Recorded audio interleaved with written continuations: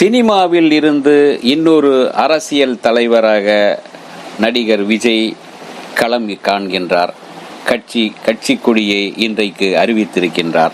ஒரு வழியாக அவருடைய தொண்டர்களுக்கும் அவருடைய ரசிகர்களுக்கும் மகிழ்ச்சியை, கொண்டாட்டத்தை தரக்கூடிய ஒரு சம்பவமாக அவருடைய தலைமை அலுவலகத்தில், கட்சியின் அலுவலகத்தில் கட்சியின் கொடியை கம்பத்தில் ஏற்றிவிட்டு ஒரு கம்பீரமான ஒரு தோற்றத்தோடு மக்களை சந்தித்திருக்கின்றார் விஜய் அவர்கள்.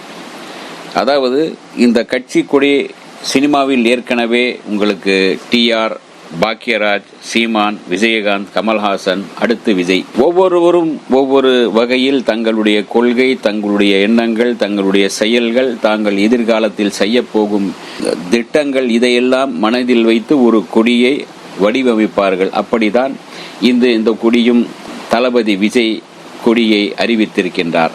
இந்த கொடியின் மேலே சிவப்பு, கீழே சிவப்பு, நடுவில் மஞ்சள், 2 யானைகள். அதை பார்த்து சில பேர் என்ன சொல்லுகிறார்கள், நல்ல நேரம் படத்தில் நடித்த, எம்ஜிஆர் படத்தில் நடித்த தேவர் பிலிம்ஸின் யானைகள் 2 பக்கம் இருக்கின்றன என்று சொல்லுகிறார்கள். அது ஒரு வகையில் இந்த யானைகள் நன்றாக தும்பிக்கை எடுத்து நிற்கும் போது அது ஒரு மகிழ்ச்சியான ஒரு சின்னமாக தான் இருக்கின்றது. உள்ளே இருக்கும் நட்சத்திரங்கள், அதற்குள் இருக்கும் ஒரு பூ, அதை பற்றி ஒரு எழுத்தாளர், பெண் எழுத்தாளர் சொல்லும் போது, கொடி நன்றாக தான் இருக்கின்றது, வாகை பூதானா நடுவில் இருப்பது, வாகைப்பூக்கு தூங்குமுஞ்சி மலர்கள் என்றும் ஒரு அர்த்தம் உண்டு என்று சொல்லியிருந்தார். இதே போல அன்றைக்கு விஜயகாந்த் அவர்கள் கட்சி கொடியை, அதாவது கட்சி வருவதற்கு முன்பே தன்னுடைய மன்றத்திற்கு என்று ஒரு கொடியை தொடங்கி அதை அறிமுகப்படுத்தினார். அவர் நடிகராக இருக்கும் போதே அறிமுகப்படுத்தினார். அதை அவருடைய நண்பர் இப்ராஹிம் ராவத்தர் தான் அறிமுகப்படுத்தினார். அப்போதே அவர் அந்த கட்சியின், அந்த கொடியின் சின்னத்தையும், அந்த கொடியில் இருக்கின்ற நிறங்களுக்கும் உள்ள அர்த்தத்தையும், இந்த கொடி எதை குறிக்கிறது என்று ஒரு விளக்கம் சொல்லி, ஒரு பேப்பரோடு விளக்கம் சொல்லி பத்திரிகையாளர்களிடம் அன்றைக்கு இப்ராஹிம் ராவத்தர் கொடுத்திருந்தார். அதுவே விஜயகாந்த் கட்சிக்கு, அரசியலுக்கு வந்த பிறகு அந்த கட்சி கொடி வேறு மாதிரியாக மாற்றப்பட்டது. முரசு சின்னம் அவருடைய கட்சிக்கு வழங்கப்பட்டது. ஆக விஜயகாந்த் அவருடைய கட்சியின் தொடங்கும் போதே அவர் கட்சிக்கு, அரசியலுக்கு வருவதற்கு முன்பே தன்னுடைய மன்றங்களுக்கு என்று ஒரு கொடியை அவர் அறிவித்து விட்டார். இப்போது கேப்டன் வழியில் செல்லும் தளபதி விஜய் அவருடைய மன்றத்தினருக்காக, அவருடைய ரசிகர்களுக்காக, அவருடைய தொண்டர்களுக்காக எதிர்கால அரசியல், தமிழக அரசியலில் ஒரு மாற்றத்தை ஏற்படுத்த வேண்டும் என்று நினைப்பதற்காக ஒரு கட்சியின் கொடியை, தன்னுடைய கட்சியின் கொடியை அறிவித்திருக்கின்றார். சினிமாவில் இருந்து பழக்கப்பட்டதாலோ என்னவோ தெரியவில்லை, சினிமாவில் என்ன செய்வார், ஒரு படம் ரெடி ஆகிவிட்டால் ஃபர்ஸ்ட் லுக் போட்டோ அனுப்புவார்கள். அது டைட்டில் கார்டு தனியாக ஒப்பந்தம் செய்து டைட்டில் கார்டை அதாவது டைட்டிலை, படத்தின் பெயரை அறிவிப்பார்கள். அப்போ அது பிறகு ஃபர்ஸ்ட் லுக் போட்டோ, ஒரு ஹீரோவுடைய முதல் போட்டோ அறிவிப்பார்கள். பிறகு ட்ரெய்லர் அறிவிப்பார்கள். அதே போலதான் கொஞ்சம் நாட்களுக்கு முன்பு கட்சியின் பெயரை அறிவித்தார் விஜய். இப்போது கட்சிக்கென்று ஒரு கொடியை அறிவித்திருக்கின்றார். விரைவில் தன்னுடைய கட்சியினுடைய கொள்கை என்ன என்கின்ற கேட்கின்றவர்களுக்கு விளக்கமாக ஒரு மாநாடு, மிகப்பெரிய ஒரு மாநாடு நடத்த இருக்கின்றார். அந்த மாநாட்டில் தன்னுடைய கட்சியின் கொள்கைகளை விரிவாக, விளக்கமாக அந்த மாநாட்டில் சொல்வதாக சொல்லியிருக்கின்றார்.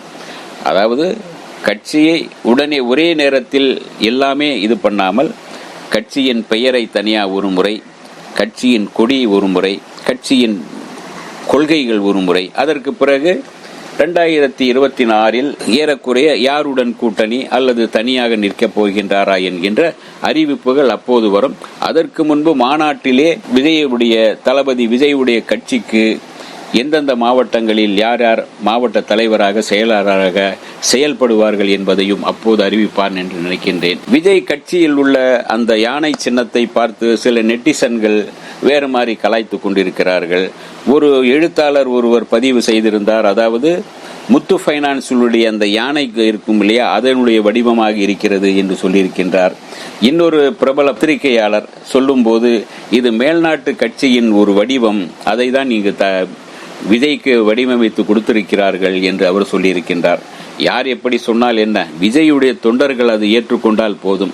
விஜயுடைய தொண்டர்களுக்கும் ரசிகர்களுக்கு பிடித்தால் அந்த கட்சி விஜய் எந்த மாதிரி கொடியை அறிமுகப்படுத்தினாலும் அதை ஏற்றுக்கொள்ள அவருடைய விஜயுடைய ரசிகர்கள் தொண்டர்கள் ஆவலாக காத்திருக்கின்றார்கள். எனவே அது விஜயுடைய தொண்டர்களுக்கு இது மகிழ்ச்சியான தருணம், மகிழ்ச்சியான நாள் என்றுதான் இன்றைக்கு சொல்ல வேண்டும். பரபரப்பான சூழ்நிலையில் ஒரு தரமான சம்பவமாக ஒரு தன்னுடைய கட்சியின் கொடியை அறிவித்து விஜய் மறுபடியும் களத்திற்கு வருகின்றார்.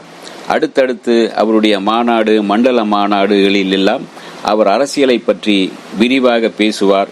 இன்னும் அதாவது எழுதி வைத்ததை பேசியது போக இனிமேல் அவர் தன்னுடைய சுய சிந்தனையோடு நேரடியாக பத்திரிகையாளருடைய கேள்விகளுக்குமாக மக்களுடைய கேள்விகளுக்கும் பதிலாக அந்த மாநாட்டில் இருந்து அவருடைய அரசியல் நடவடிக்கைகள் வேறு மாதிரி இருக்கும் என்று சொல்கிறார்கள். அநேகமாக அரசியலை குறித்து நிறைய விழிப்புணர்வும் பயிற்சியும் அவர் எடுத்துக்கொண்டு வருகின்றார். உட்கார்ந்து எப்படியெல்லாம் இங்கு பேச வேண்டும், எப்படியெல்லாம் நடக்க வேண்டும். அரசியல்வாதி என்றால் அவருடைய வேட்டி சட்டை அணிவது உட்பட பேண்ட் சட்டையும் அணியலாம், அது யாரும் தடை சொல்ல போறதில்லை. அவர் வேட்டி சட்டையும் பேண்ட் சட்டையும் அணிந்து வரலாம் ஒரு புதுமுகமாக. அதே சமயத்தில் மக்களுக்கு சினிமாவில் மக்களுக்காக அவர் குரல் கொடுத்தாரோ இல்லையோ, கட்சிக்கு வந்த பிறகு மக்களுக்காக அரசியல் களத்தில் குரல் கொடுக்க வேண்டிய சூழ்நிலை இருக்கிறது. அவருடைய கொள்கையும் எதிர்காலத்தில் அவர் செய்ய போகின்ற திட்டங்களையும் அந்த மாநாட்டில் நாம் கேட்கலாம், எதிர்பார்க்கலாம். அதுவரை அவருடைய கட்சியையும் தளபதி விஜயின் கட்சியையும் தளபதியின் கொடியையும் வாழ்த்தி வரவேற்போம். இந்த வீடியோ உங்களுக்கு பிடிச்சிருந்தா லைக் பண்ணுங்க, ஷேர் பண்ணுங்க, கமெண்ட் பண்ணுங்க, சப்ஸ்கிரைப் பண்ணுங்க, மறக்காம பெல் ஐகானை கிளிக் பண்ணுங்க.